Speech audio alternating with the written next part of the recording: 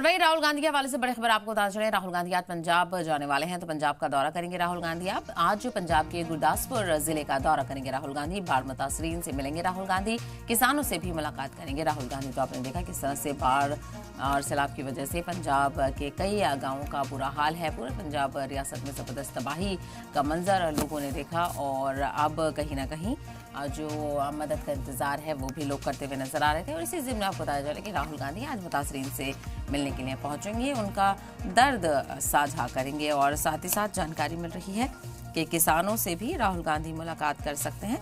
किसानों के हमरा भी पहुंचेंगे क्योंकि इन दिनों जिस तरह से किसानों ने जद्दोजहद की है और परेशानी का सामना किया है, आज वही जानते हुए राहुल गांधी नजर आएंगे। तो राहुल गांधी आज गुरदासपुर पहुंचेंगे, जहां पर वो सैलाब मुतासिर लोगों से भी मुलाकात करेंगे और उनकी परेशानियों को जानेंगे। साथ ही साथ किसानों से भी वो मुलाकात करेंगे।